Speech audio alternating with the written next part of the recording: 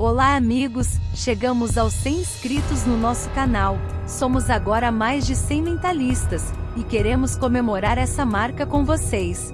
Muito obrigado a cada um de vocês que nos seguem e acreditam no nosso trabalho. Para celebrar, preparamos um vídeo especial sobre as lendas brasileiras mais assustadoras e intrigantes. Não percam, é uma oportunidade única de conhecer mais sobre a nossa cultura e se divertir com histórias incríveis. Não esqueçam de se inscrever no nosso canal, ativar as notificações e deixar o seu like para nos ajudar a crescer ainda mais. Nosso objetivo agora serão os 1000 inscritos. Então agora pegue seu algodão doce, seu copo de leite com groselha, apertem o play e boa diversão. O Boitatá. Era uma noite escura e chuvosa no meio da floresta amazônica. Eu e minha equipe estávamos em uma expedição para encontrar uma nova espécie de planta, para uma pesquisa da Universidade Federal para a qual trabalhávamos, mas acabamos nos perdendo. Nós estávamos andando há horas, tentando encontrar o caminho de volta, quando resolvemos acampar por ali mesmo, e tentar nos localizar pela manhã. Após algumas horas ouvimos um estrondo vindo de frente e um forte clarão na floresta. Ficamos em alerta pois poderia ser algum caçador ou algum garimpeiro, o que poderia ser perigoso. Nós paramos e olhamos uns para os outros, sem saber o que fazer. Foi então que vimos uma luz brilhante vindo em nossa direção. Nós pensamos o que poderia ser. Uma luz tão forte na floresta, não era nada do que se esperava, muito menos algo comum, mas logo descobriríamos que era algo completamente diferente. Algo muito mais inexplicável do que poderíamos pensar. A luz se aproximava e pudemos ver que era um fogo, mas não era um fogo comum. Era uma chama vermelho-azulada, que parecia serpentear em meio à floresta, algo realmente gigantesco e assustador. Ouvimos contos e relatos da população ribeirinha sobre o Boitatá, um ser lendário do folclore brasileiro. Mas como pessoas instruídas, achávamos aquilo apenas crendices de pessoas simples que vivem em locais isolados. Eu e minha equipe ficamos paralisados, sem saber o que fazer. Aquele brilho se aproximava ainda mais, e pudemos ver suas escamas brilhantes e seus olhos vermelhos. Ele soltou um rugido assustador e começou a se mover em círculos em torno de nós. Ele se aproximou cada vez mais, e eu entrei em pânico.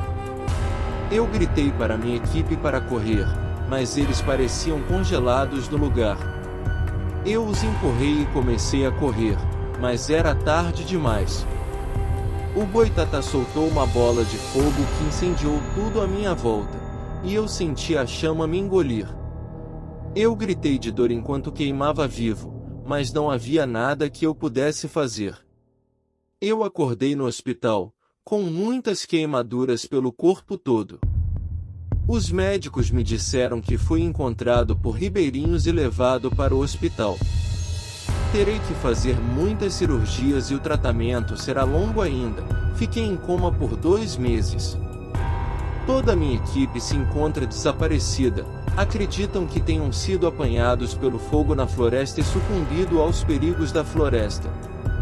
Mas, eu sei que não foi assim. Ao contar o meu relato aos médicos, eles disseram que era uma fuga da realidade devido aos horrores que passei no incêndio na floresta. Porém eu nunca vou me esquecer daquele encontro assustador com o Boitatá. Ele me mostrou a verdadeira face da natureza, cruel e implacável. Ele me mostrou que não devemos subestimar suas criaturas lendárias, pois elas podem ser a nossa ruína.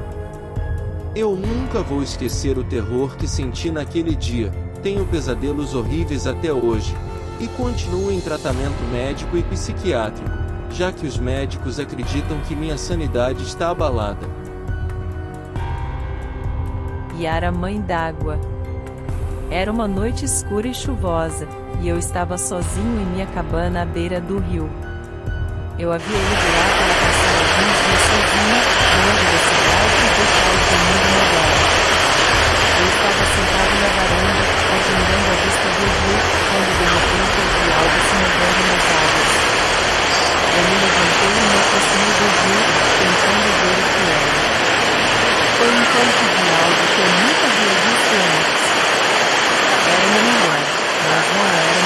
comum. Ela era linda, com cabelos longos e verdes e pele brilhante, mas seus olhos eram frios e vazios. Ela sorriu para mim e começou a se aproximar da margem. Eu tentei fugir, mas meus pés pareciam estar presos no lugar. Eu ouvia um canto inebriante e sedutor, que ao mesmo tempo que me fazia querer me entregar aos braços macios daquela linda mulher, me causava profundo pânico. Aquela mulher exótica e linda, se aproximou e estendeu a mão para mim. Eu tentei recuar, mas ela agarrou minha mão com força e me puxou para dentro das águas. Eu lutei para me soltar, mas era inútil. Ela me arrastou para o fundo do rio e começou a me arrastar para longe. Eu tentei gritar, mas minha voz foi sufocada pelas águas. Eu podia sentir a pressão aumentando ao meu redor, e eu sabia que estava prestes a morrer. Tudo começou a ficar escuro ao meu redor, sentia uma paz e uma calma inexplicáveis. De repente, eu senti uma mão agarrando meu braço e me puxando para cima. Eu emergi das águas, ofegante e sem fôlego. Eu olhei ao meu redor e vi que eu havia sido resgatado por alguns pescadores locais. Eles me explicaram que eu havia sido levado para longe pelo rio, mas eles haviam me encontrado a tempo. Eu fiquei agradecido por minha sorte, mas eu nunca vou esquecer aquela noite assustadora com aquela estranha mulher. Ela me mostrou o poder e a crueldade da natureza, e eu nunca vou esquecer a sensação de pânico que senti enquanto ela me arrastava para o fundo do rio. Eu nunca mais retornei à minha cabana, e evito rios em geral, porém ela ainda aparece nos meus sonhos, me chamando para ficar com ela nas águas do rio. Mapinguari. O sertanejo João caminhava pelas profundezas da floresta, procurando por madeira para construir uma nova cerca para seu gado. Ele já estava há horas na floresta, mas ainda não havia encontrado nenhuma árvore adequada. Ele decidiu continuar caminhando, esperando encontrar alguma coisa em breve. De repente, ele ouviu um ruído estranho, como se algo estivesse se arrastando pelo chão. Ele parou e escutou atentamente, mas não ouviu mais nada. Ele decidiu continuar caminhando, pensando que deve ter sido apenas o vento. João caminhava pelo meio da floresta quando, de repente, ele se deparou com uma criatura monstruosa. Era algo que ele nunca havia visto antes. Tinha pelo vermelho e uma longa cauda. Sua boca estava localizada na barriga, e ele tinha grandes garras afiadas. João rapidamente saiu correndo daquela horrenda criatura, sobre a qual ouvia quando era criança através de contos e causos de seu avô à beira da fogueira, junto com seus irmãos. Tratava-se do Mapinguari, monstro devorador de carne humana, invencível e muito perigoso, como contavam os mais velhos. O Mapinguari avançou para João, emitindo um rugido ensurdecedor. João sabia que não tinha chance contra aquela criatura, então ele começou a correr o mais rápido que pôde. Ele correu através da floresta, esquivando-se de árvores e arbustos, tentando escapar da criatura. Finalmente, ele alcançou a borda da floresta e saiu correndo para o campo aberto. Ele olhou para trás e viu que o Mapinguari havia desistido de persegui-lo. Ele havia escapado por pouco. João voltou para casa, mas nunca mais voltou a entrar na floresta. Ele contou a sua história para todos os moradores do vilarejo e todos ficaram espantados com sua história. Ele nunca esqueceu aquele encontro assustador com o Mapinguari e sempre contou essa história para seus filhos e netos para que nunca esquecessem do perigo que havia na floresta. Lobisomem. Era uma noite escura e tempestuosa no sertão. O vento soprava forte, fazendo as árvores se inclinarem e os galhos se quebrar. Na pequena cabana onde vivia, o sertanejo Chico, sertanejo calejado pela lida diária na roça, se preparava para dormir. Ele estava cansado depois de um longo dia de trabalho na roça, mas não conseguia relaxar. Ele sabia que havia algo de errado naquele lugar. Ele ouvia ruídos estranhos lá fora, como se algo estivesse se movendo na floresta. Ele tentou ignorar, mas não conseguia evitar a sensação de medo que crescia dentro dele. Ele se lembrava das lendas que ouvirá sobre lobisomens no sertão em volta das fogueiras com seus ancestrais, e começou a se perguntar se eles eram reais. De repente, ele ouviu um uivo assustador lá fora. Era o som de um lobisomem. Chico sentou-se na cama, paralisado pelo medo. Ele ouviu o som se aproximando, cada vez mais alto e mais próximo. Não tinha muito tempo antes que a criatura chegasse à sua porta.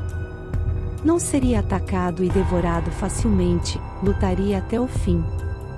Rapidamente ele se levantou e pegou sua espingarda, sabendo que era sua única chance de sobrevivência. Aproximou-se da porta, segurando a arma com firmeza. Ouviu o lobisomem arranhando a madeira da porta, batendo contra ela tentando entrar. Chico estava paralisado de medo, mas sabia que precisava agir rápido. Com toda a força que tinha, ele abriu a porta e apontou a arma para a criatura. Era uma visão assustadora, um lobisomem gigante, com pelos longos e negros, olhos vermelhos brilhantes e garras afiadas. Chico tremia de medo, mas sabia que precisava atirar. Ele puxou o gatilho, mas a arma não funcionou. Nesse momento ele sabia que seria seu fim. O lobisomem aproveitou a oportunidade e atacou, arremessando Chico para longe. Ele caiu no chão, sentindo a dor intensa nas costas. Ele tentou se levantar, mas não conseguia se mexer.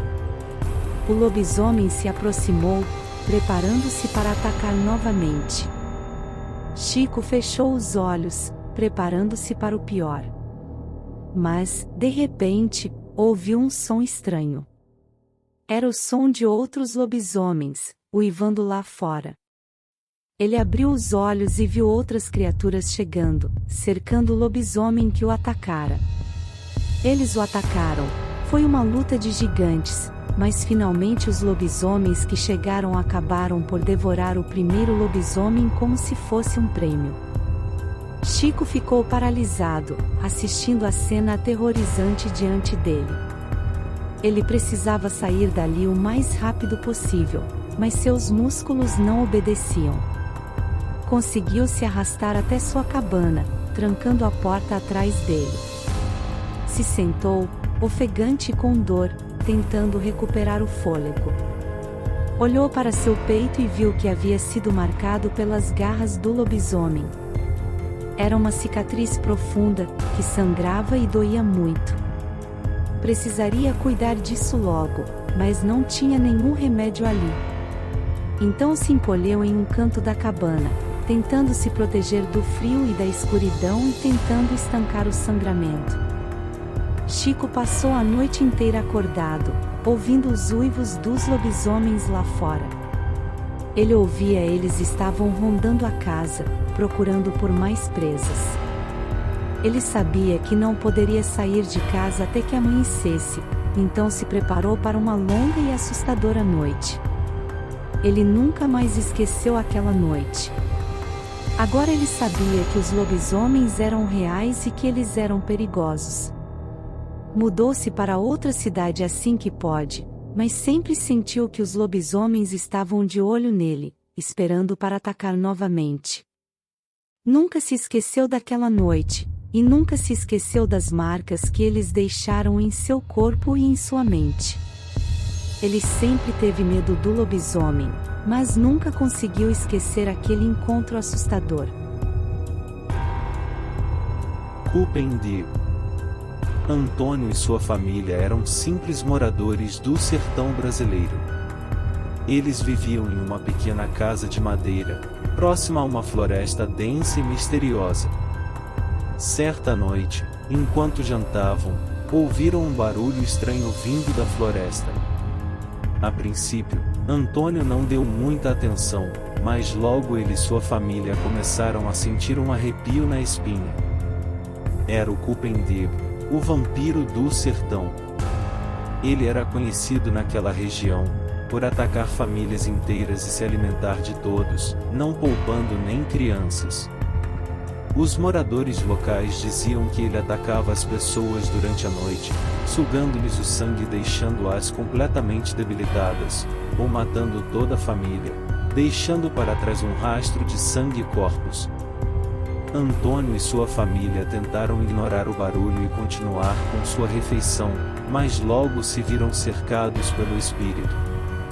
Ele se aproximou lentamente, exibindo suas garras afiadas e seus olhos vermelhos brilhantes. A família tentou fugir, mas o Kupendib era muito rápido e forte. Ele agarrou Antônio pelo pescoço e o arrastou para fora da casa.